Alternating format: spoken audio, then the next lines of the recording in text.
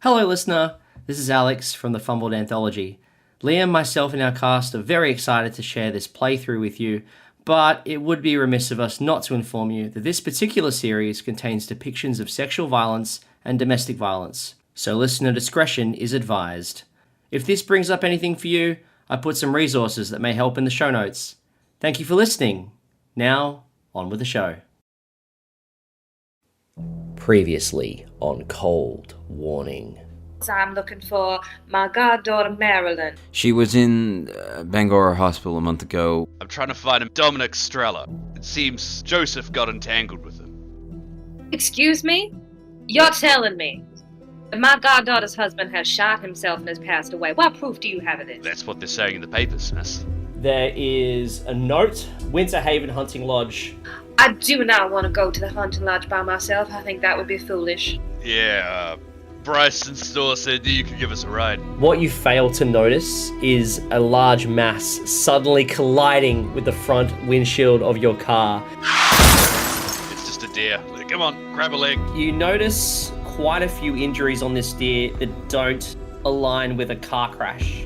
Hang on, Teddy. I don't think we are I don't think we killed this thing. I think something else has. I saw something kind of human, but not human. She grabs your gloved hand, and then all of a sudden you just see trees. What? You see out of the tree line, it appears to be a humanoid figure. Help me. You drugged me, didn't you? What? No. What are you talking about? Are you alright? You just sort of blanked out. So, Stuart's a good boss and everything? Stuart? Yeah, no, he's pretty good. He treats us okay, pays on time. You eventually arrive at the crash site. The car is covered in blood. More blood than what was on there before. One of my friends apparently saw some sort of tall figure. She mentioned it could be a Wendigo or something. You notice this guy starts flicking through the ledger, almost like hurrying, like he's looking for something. I'm happy to talk to you more, but at the moment, I'm gonna go out for a lovely stroll. Letting you know it's not safe outside at the moment. There's dangerous creatures out there. I am the manager in charge here. How about we take this to my office? None of the guests are ill at the moment. Can I roll for psychology? He's lying. Eddie's dead. The guy that we left back there on the road, he's dead. Let's just go look for Arthur. The mysterious man who is talking to Hewitt, sort of looking around various rooms, he finds a room and he opens it. It's not his room, but he walks in. Sir, are you the Arthur Burgess who's writing a book? A hand covers your mouth and you are dragged into the room.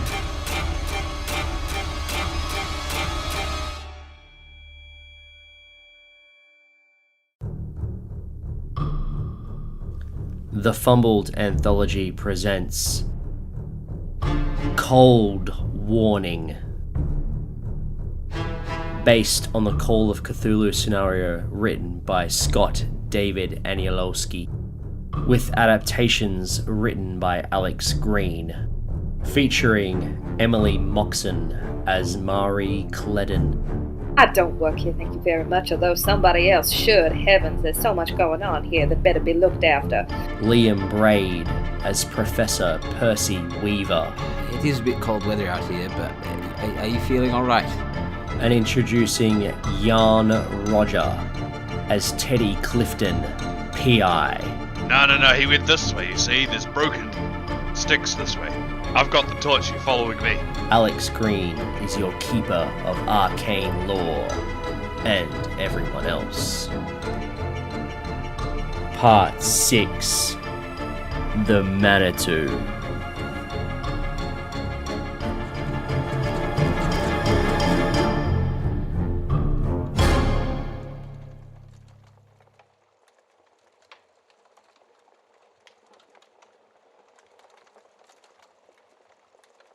Now, we'll move on to Percy Weaver. Yeah, so in Percy's mind, there's only one person that seems to have any sort of behaviour similar to what the doctor back in Bangor described. It's not quite the same. The doctor in Bangor described, like, more aggressive and violent behaviour, whereas this Arthur guy sounds just a bit aloof and a bit weird. But it's the only lead I've got, so yeah, I'm going to head out to find Teddy against my... I don't really want to, but head out into this bad weather and see if we can find Arthur. You want to have that conversation? Sure. Oh yeah, I'll catch him in the foyer. Yeah, catch him in the foyer, yeah. Mr. Clifton, Yeah, just call me Teddy. are you heading out to look for... What was that chap's name? The crazy dude. His name escapes me right now. The weird... Yeah, look, yes, I'm not... Gonna go talk to Wallabaloos or something like that. I'm not too thrilled with going out into this poor weather, but... Look, he's the only one acting strangely, it seems, so, he's the only lead I've got. Right. Well, you've got me, you've got George. George is pretty keen to get some fresh air and get away from whatever the hell's going on with him. Yeah, you can say that again. Sorry about your marriage issues there, George. Is George there? I don't think George is there. I think George is with Ashak waiting outside. Ashak's also keen. Alright, it's a party. Sure. Some hell of a party. Do you know where he wandered off to, or is he completely gone? Tracks should be still fresh. I'm sure we could easily follow them. Alright, well, let's go before the snow covers them over. Yes. Alright, I grab my coat off the hook. And you head outside into the storm. You see Achak and George. They're waiting outside. George looks very, very cold. He's got his coat on and he's shivering. Achak looks a little bit more acclimatized to the conditions. He's just wearing a thick jumper and he's got his little hat on. It's covering his ears. And Achak says like, oh, hey guys, are you ready to go out? Yeah. Yes, let's go find this Arthur fella. Oh, okay. Let's go. And you look out and you can see the tracks are still pretty fresh. That the snow is coming in, so you're going to need to work quickly. You move through the clearing following the tracks that Arthur left. It takes you about 2 minutes to get to the edge of the forest. And then from there, it's quite a rough walk through. There's a lot less snow on the ground. It's more rocky. It's more a lot more brush and trees that are sort of hiding the footprints that Arthur has laid out. So I'm probably gonna do a track roll from this point. I've only got the base 10. I'm hoping Achak has something. He might. I failed, for what it's worth. Well, maybe you have my luck, and I have yours. We'll find out. Well, Achak got a hard success on his track roll. I got a... Fucking of course. 96. Back to normal. This is one of my best skills. Hang on. Whoa. Hold on a second. What is your track? 42. That's a fumble. That's back to normal. Normal programming regimes. Okay, so Achak sees on the ground. He got a hard success on his track roll, and he sees. He says, "Oh, I think he went this way," but you Teddy are adamant. You're adamant that he went another way. No. He went this way. You see, there's broken sticks this way. No, I'm pretty sure he went to the left. He went left of that tree. That's just that's just a deer or something. Come on, I've got the torch. You following me? Oh, are you sure? I think it's that way. I'm already moving. All right. Yep. Teddy, shouldn't we? Achak lives around here. He knows these parts. I think. Shouldn't we listen to his advice? Well, how sure are you, Ashak? I mean, I'm pretty sure. Yeah, I'm pretty sure he went this way. It's my job. I do this for a living. Oh, okay. He doesn't have persuade, so I think he's just gonna go with it. He's a 19-year-old boy. I don't think he's gonna say no to you. All right, lead the way then, Teddy. I will lead the way. All right, so you start leading the group further and further into the woods. Teddy, I'm not seeing any footsteps. What? Are you sure this is correct? The snow's just being covered, that's all. Maybe we should circle back around and try again. as you start circling around, you notice that there is you come across a riverbed. The water inside is frozen over, so it's not longer moving. But you seem to be lost. I'll probably need a navigate roll to see if you can find your way back to the path. Oh, Achak can surely do this. He lives around here. Oh, I got a 3. Hard success. All right. As expected, 88. No. Teddy, this is completely the wrong way. I'm not seeing any footsteps. I think we follow this track back to where we were and try again. All right, let's do that then. Just waste 2 minutes of role playing. Wasted a bit of time there, and I think by now it's the weather's getting really bad now. I'm not even sure I can see the original tracks anymore. Yeah, the wind's getting real bad, and there's more snow falling on the ground now, and it's getting harder and harder to make out anything on the ground that resembles a track. But you keep moving. However, you do seem to find yourself getting more and more lost in these woods as they get thicker, and the ground gets more and more uneven as you go. Eventually, Achak stops, and he says, I think we might be lost. Do we know the way to get back? I don't know if he's out here. Oh, what happened to the original tracks? Can't you follow them, the ones that you thought you were going to follow, and then Teddy took us the wrong direction? It was a detour, right? I mean, I can try. He's gonna do another track roll. I think I can find something. And Achak starts guiding you. George, meanwhile, is getting more and more upset because he's freezing his nipples off. He's in his little jumper and his coat. I'm just going to start yelling out, Arthur! Arthur! Where are you, my man? Arthur! Yeah, give me a luck roll. Mm-hmm. Pass. Normal success. You don't hear anyone reply, but you do hear someone talking, and it sounds like Arthur. I think I can hear him. He must be this way, maybe. Arthur! Follow the voice. And as you get closer, you are crawling over rocks and scrambling over logs to get to where Arthur is. And eventually you find him. You're all cold and tired and hungry, but you eventually reach where Arthur is, and he's in a clearing. Arthur, there you are, my man. What are you doing out here? And he's sort of talking to a tree, and he's saying, so there I was. I was in Boston, and I had 2 3s in my hand, and then Bradley says to me, but I've got the nut flush. And I said, well, you can't have the nut flush. There's no spades on the table. And Bradley didn't listen to me, and he went for it,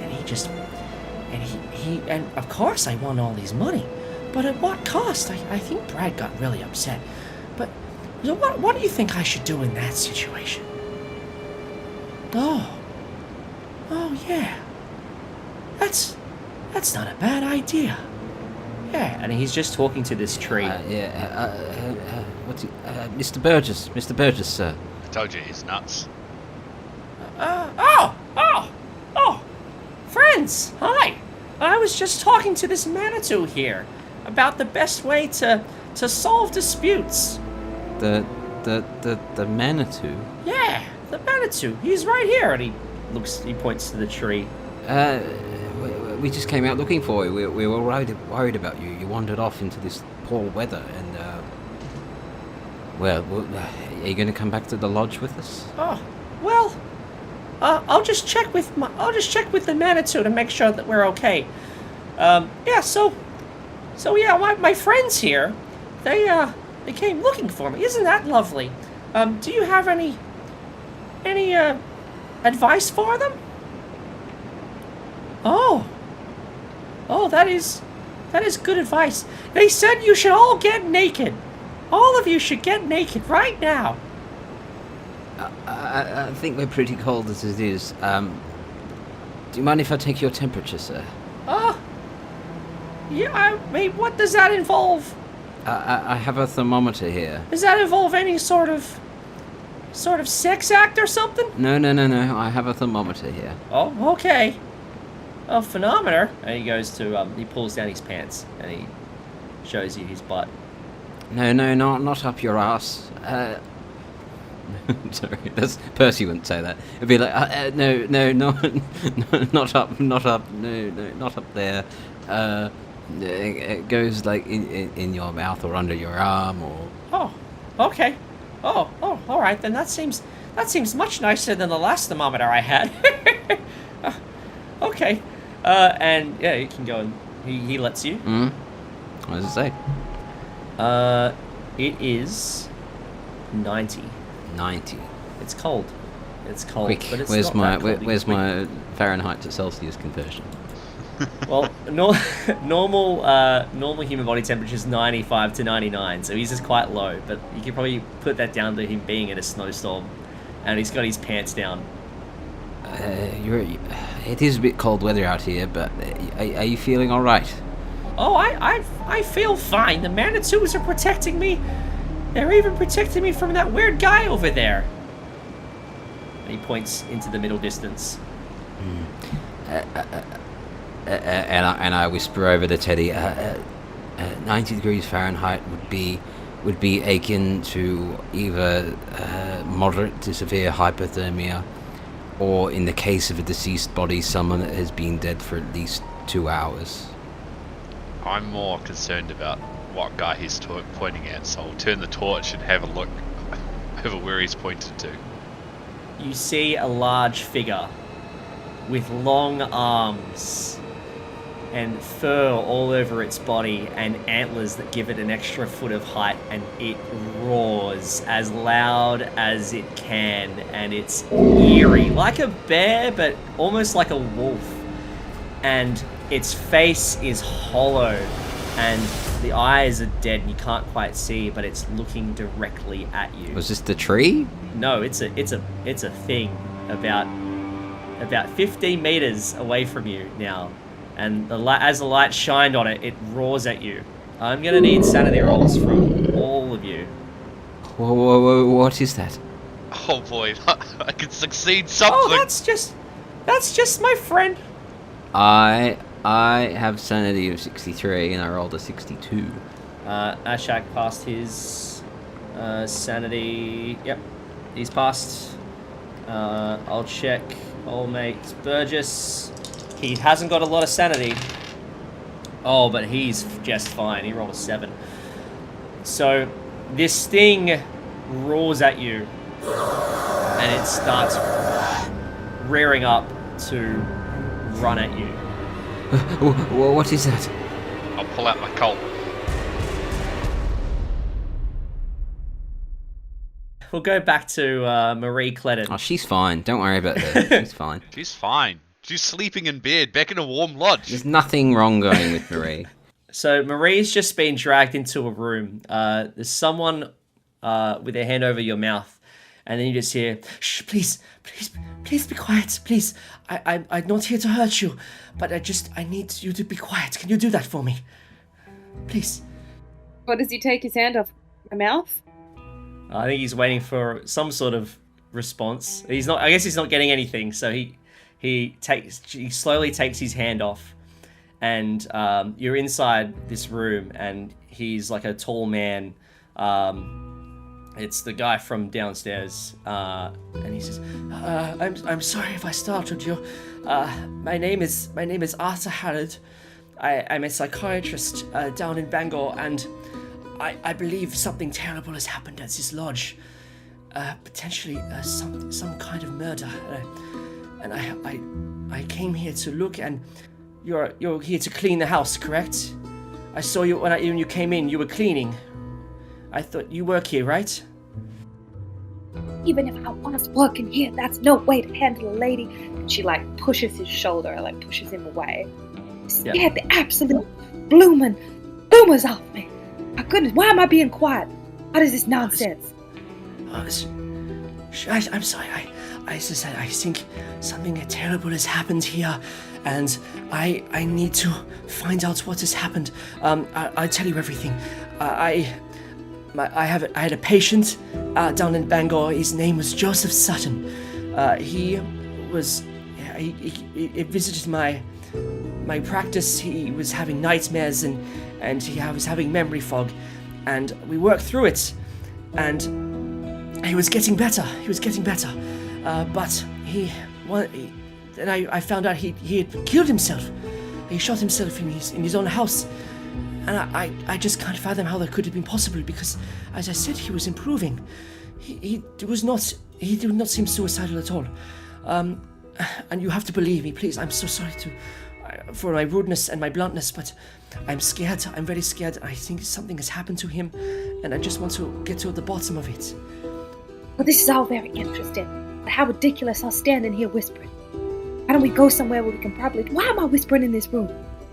I just figured there's no one here. I was looking through the room, seeing if I could find something. I know Joseph and his wife had visited the lodge about looked to be almost a year ago, and I thought that maybe if I came up here and I started looking through, I might find a clue as to where it could be. I don't do this very often, I promise.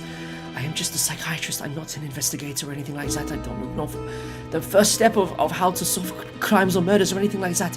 I panicked. I'm sorry. I'm so sorry. Please.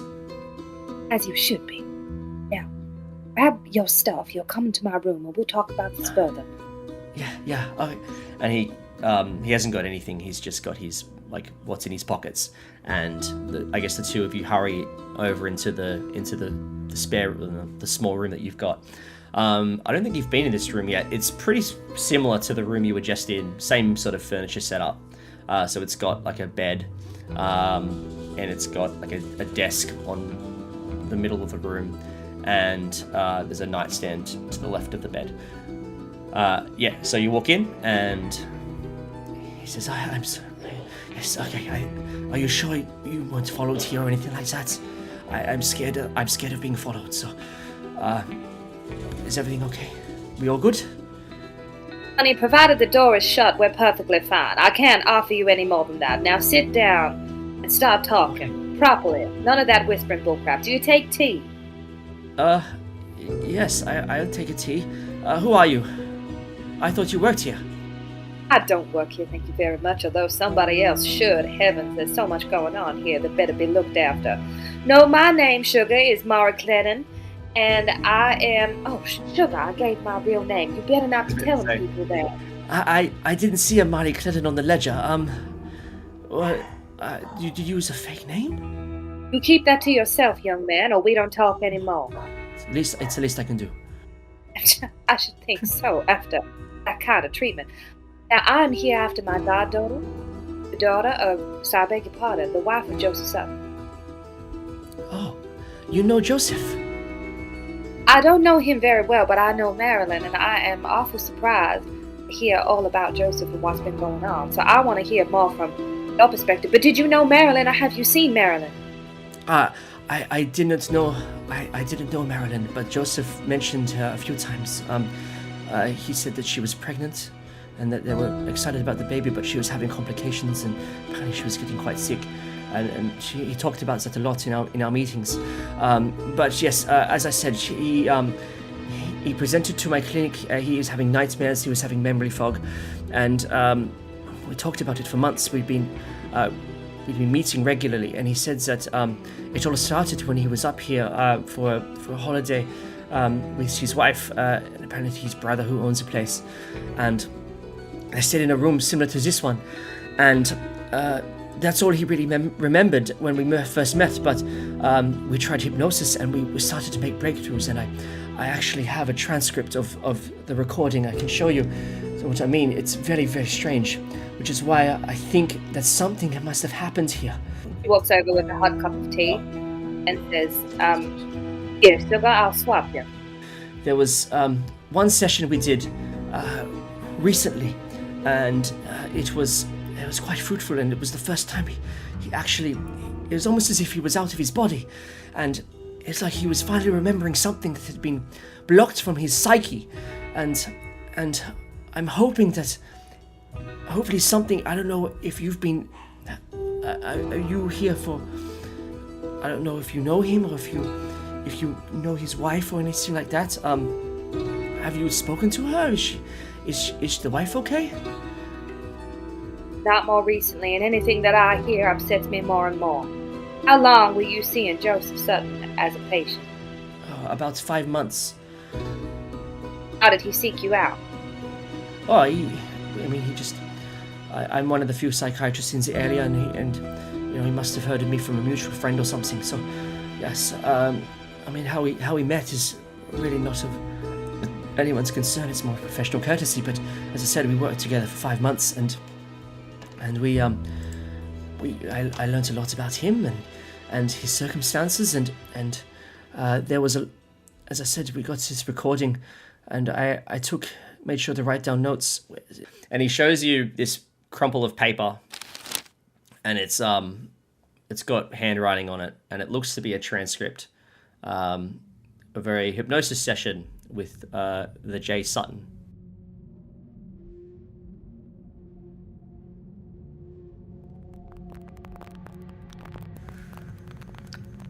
Cold, very cold.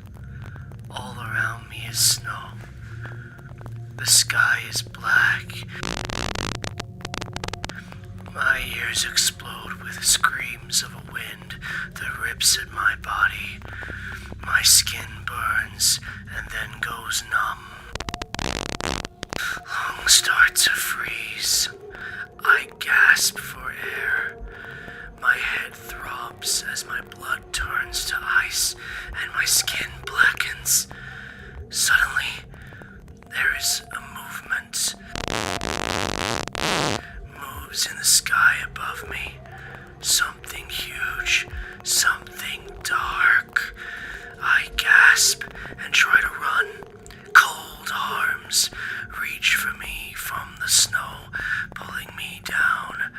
A wild shriek pierces my eardrums.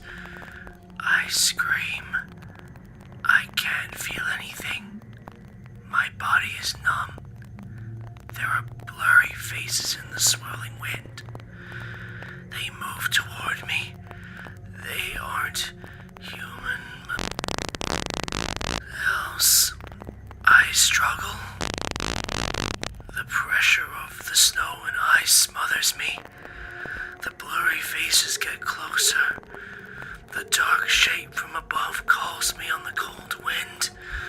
I try to scream above the howl of the wind, but my voice is drowned out. Just 2 red stars burning in the black sky above.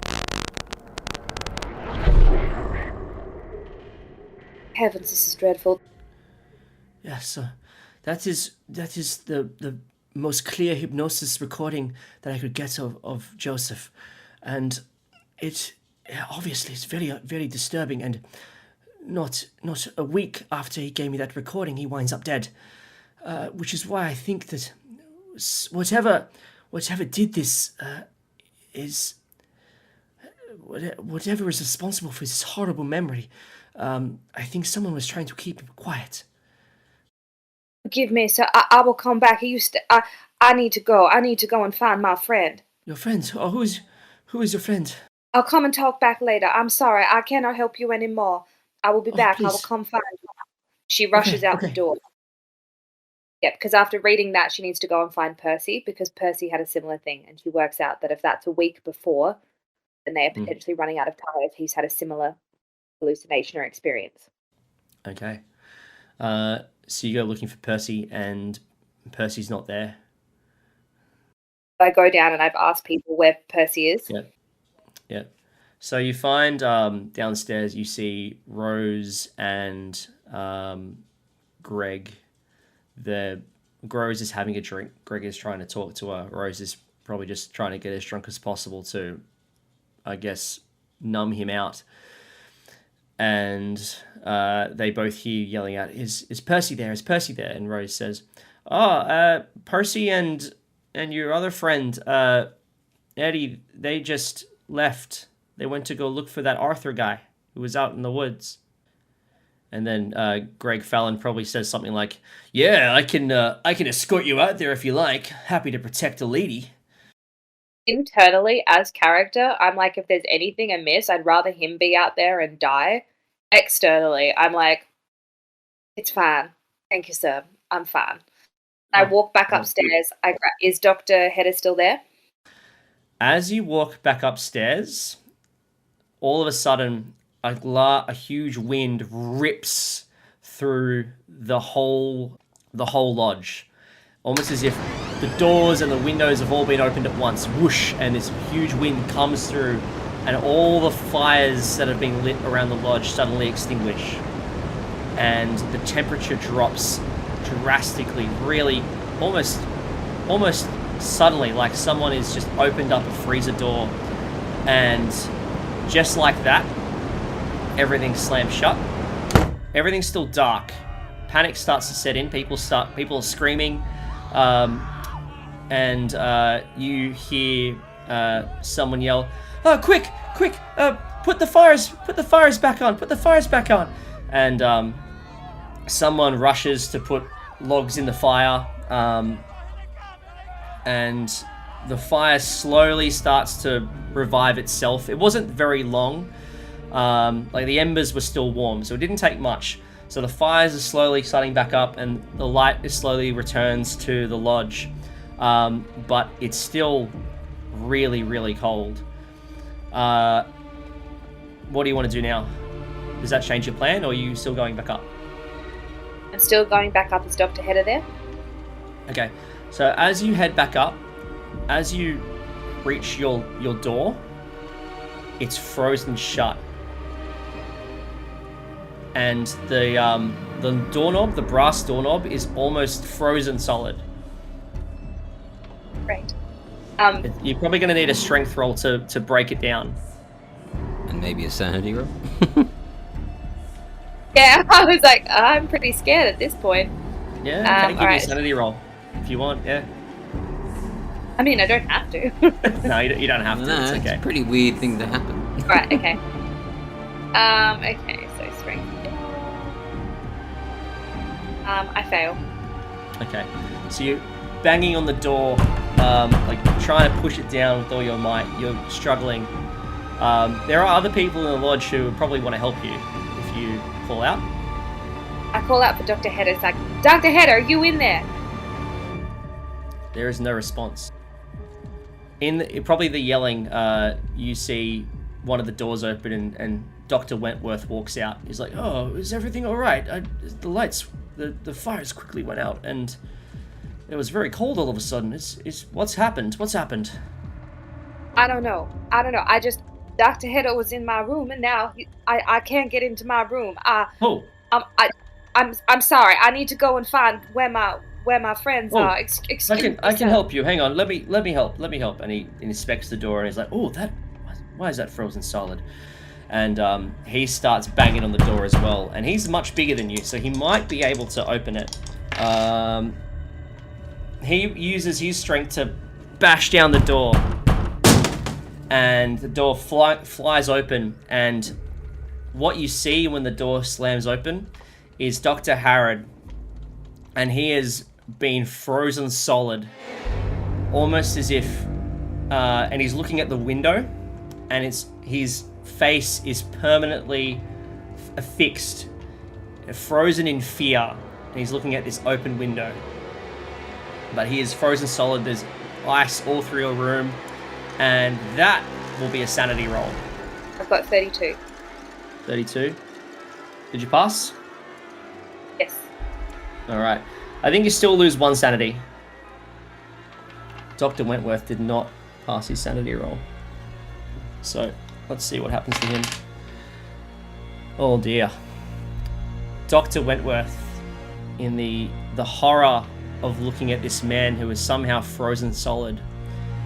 He stands there in shock, and then immediately you see that all the color from his face is drained as he clutches his chest, almost in pain, and he starts to buckle over, and he's like, he starts breathing heavily.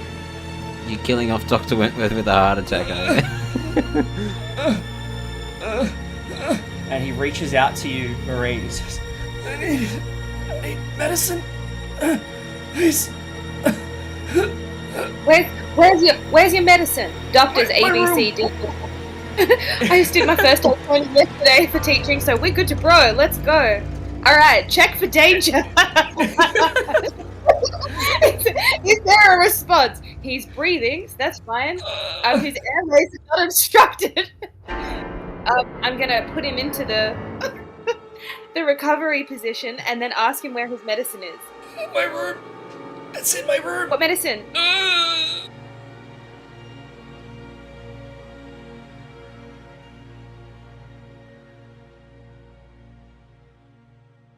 We'll leave that for now.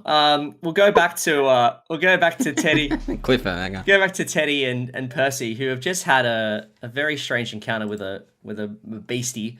Well, we're still having it, and only just appeared. Yeah. Yes, I'll let off a warning shot or something to try and scare it off. Yeah, so you're gonna fire off a warning shot? Yes, it started blasting. Yeah, I'm trying to shoot it, Okay. but also just getting me close enough to it. I think that would be. Okay. Cool. All right. So I'll let you take the first shot. So you aim your gun and you fire. Now you can choose to fire one shot, or you can choose to fire 3 shots. So one shot, it's just a normal roll. Yep. 3 shots, you can roll 3 times. We have to take a penalty die for each roll. So you need to roll 2 d10s, and you take the higher result for your 10s dice. It says I've got 6 ammo. Is that only 6 ammo? Only 6 ammo. Yeah, I think I'll just shoot 1, because I'm like, I know I don't have a lot of bullets, and I gotta make them count, and 1 bullet should be enough to scare this thing off. Alright, go for it. Yeah, once this thing gets hit, it'll run off. 71, so I rolled just a warning shot. Yeah. So you fire, it sort of goes past him, and it goes past it, and it missed. And it does not stop. It keeps running at you. Okay. So what do you want to do now? God, what's the crazy man's name? Achak says, oh, it's a Wendigo. Run! And he grabs Teddy, and he's trying to drag you away. Yeah, I'll definitely frickin' be following. I've got the torch, so I'm like, yep, cool. George sees this as well, and he starts freaking out. Achak's first action is going to be to drag you away. It'll probably cost him 2 actions to do that, because he's moving himself and he's moving himself. So he's trying to, well, probably the both of you, I'd say. So dragging Teddy and Percy, because they're probably the closest ones to him, and he grabs you both and he starts running away. Are you going to join? Are you going to try and run off as well? Yeah. I'm running from this thing. Why would I fight it? I don't even know what it is. We need to get out of here. Run! So, you find yourself surrounded by tall, thick trees. There's room to move, so you quickly bottle it and go back the other way.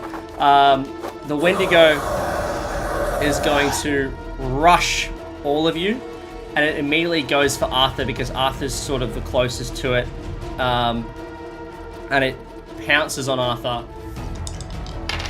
That's a success.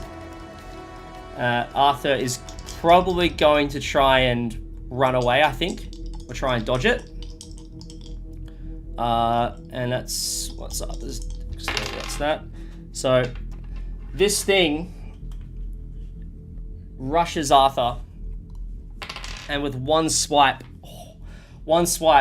knocks Arthur straight to the ground, and you just hear like the crack of bones as this thing just absolutely decimates him. Arthur immediately just, like, you just see the lights go out in his eyes as he just bang on the ground, as this Wendigo now starts to just like feed on him, basically.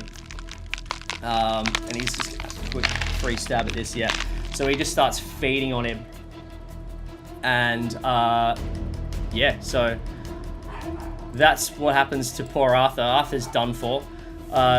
His tree friends. His tree friends, no. The Manitous. Why aren't they helping us? The Manitou. Oh. George Wallace sees this, and he starts running, following Ashak. Oh, we're all running. Yeah. Next up is Teddy. Actually, you're both the same. So, Teddy, what would you like to do? You running as well? Yes. Yes. Okay. Okay, so Teddy starts running through the old oaks. You find yourself at a rocky boulder. There's a large boulder up ahead. There's frost hanging off the rocks, and it's glistening in your torchlight. I'm going to need a dex roll if you want to get over this rocky boulder. Nope, 91. You're scrambling over. You can try again, but at the moment you're scrambling to get over this rock, and you're not quite there. Too slippery, too much snow. Percy, what are you doing? Running. All right, so yeah, you start running as well. I think we're all just trying to run back to the lodge. You reach the same rock that Teddy's trying to climb over. You can now attempt to climb over the rock as well. No, I failed too. All right, I'll be like, Teddy, let me give me a boost, and I'll pull you up. I'll pull you up. Yes. Sure. Yeah, so Ashak's gonna lend a hand now to try and get you guys over this rock. So you get one more chance, Percy, and I'll give you a bonus die because Ashak's giving you a hand. First one, pass. I'm over. Okay, so yeah, so he gets you up. Teddy, give me a hand. Hard success, I think it's called. Thanks, Percy. George Wallace is also he's right behind you. You see the beast rushing towards George now. George, quick. Oh shit! Just shoot it, Teddy. Shoot it. yeah, I'm gonna be shooting it as soon as I can. So it tries to rush George, but George manages to dodge the first one. So George is scrambling over the rock. He dodges the first claw. The second claw, this one hits, and George goes down. Boom. This one gets him in the back of the head. And George, his head is like slammed against this rock. Blood goes everywhere, and he is thrown back as the Wendigo rushes back to finish him off as well. So while he's doing that, Teddy... I'm shooting it, right? Well, what do you want to do? You want to climb over, or you want to shoot the Wendigo? Yeah, we already got him up. Oh, you got him up. Okay, perfect. Okay, so you got him up. Okay, so you're gonna keep running then? Well, if we think if we think George is a goner, then yeah. Yeah, George looks like he's a fucking nigga. Whilst we're running though, do we have flame torches, or like what are they? What type of torches are they? Electric torches. Electric torches. Yeah, they're the big bulky ones. They're like doubled as police batons. Can I use intelligence to know if it could be possible to set one of these things on fire by smashing it with an electric torch? I don't think you need to intelligence to know that that's probably not going to happen. I might allow it on a luck roll, but at the moment, because the wind is so strong and the snow is so thick, it's unlikely anything's going to catch. A bit of gatekeeping there, Mr. Keeper. No, I'm kidding. No, that's fine. We'll keep running. Old flashlights used crappy little incandescent bulbs and didn't illuminate that far out. They're not nearly as crisp as today's flashlights do. The light has a yellow tint. It is very easily diffused. Very good to know. You reach a road. There's a dirt road that's heading to the left. Give me a spot here, all of you. Normal success. Okay, so Percy, you look around and you can see what looks like a hiking trail that's hidden by a few shrubs. So you can probably go through there as well. So you can either go through the road, follow the road, or you can follow the hiking trail. What would you like to do? I want to run back to the house, so just run back the way we came. Well, you probably got lost along the way. Ashak sort of looking at you and says, I know a shortcut, and he starts running up the hiking trail. Well, yeah, I'd probably just believe him. So Ashak starts running, and he's quite fast. He is probably going to be pulling you guys along. So you push through this thick scrub, and you find yourself on a hiking trail. The snow is really, really heavy here, and it's quite difficult to move through. So I'm going to need another, either a constitution roll or a strength roll, whichever one you prefer, to try and get through the snow. Gonna rely on my fitness, not my strength. Same here. I'm a lot fitter. Ashak gets through without too much trouble. Hard success with my fitness. Normal success. As you're doing that, I'll just see what the Wendigo's up to. He's probably finishing off poor George at this point. George! And you hear an eerie howl that permeates through the bush as you see something moving through the trees behind you. It seems to be gaining on you. So you find yourself back at the riverbank that you sort of found yourself on the opposite side of. There's a log bridge like a crudely made log bridge that you can get through. Again, there's no water, but looks quite high. So I'm probably going to need a dex roll to get over this log bridge safely. I rolled a 46. Is there no other way, Ashak? I don't know about using this log to get across whatever we're trying to get across. Ashak grabs you and says, "Do you want to die or not?" There must be another way. I'm already across. We Percy, hurry the fuck we didn't up! come this way. We didn't come this way from the Trust lodge. me, there's no other way. We have to go. So Ashak gets across safely. I'm shining the torch back for Percy. Pass. All right. As Percy makes it across this log bridge, the bridge snaps, and you just make it across in time. But this bridge is done for. And as you keep running, you see this creature approach the log bridge. It takes a good look around, like it's mentally processing what it needs to do. And then it starts running backwards.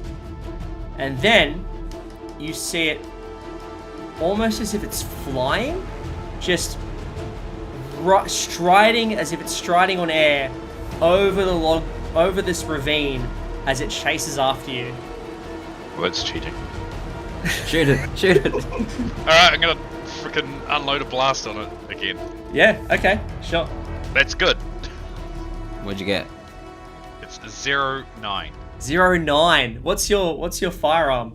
That is the good thing. The lowest thing is 10. That is an extreme success. So I'm gonna have you roll for damage now.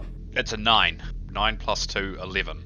What's your maximum damage? Oh, max 12. So basically, you shoot this thing, and it almost as if like its chest explodes, and it yells in pain, and it falls from the sky, and it lands probably into the ravine. You see like the crush of ice as this thing hits the riverbed.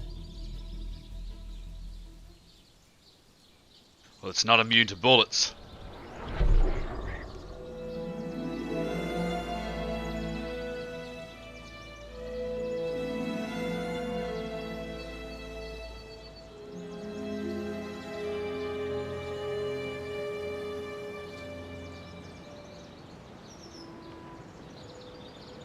This was the Fumbled Anthology.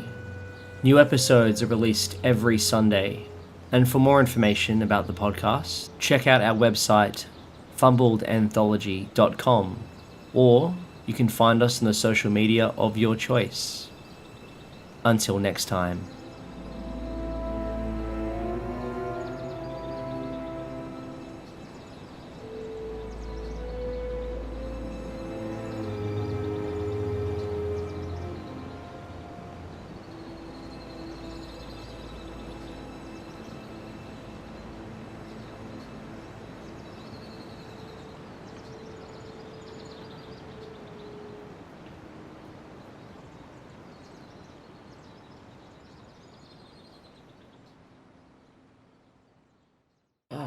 I don't know. I never met his wife, but he did mention her a few times. He said she was pregnant. Sorry, my dogs are barking. I need to stop this. Hey, that's enough. Yeah. Naughty kids. That's gonna be in the edit. All right. You showed So it. anyway, You showed show that dog what's up.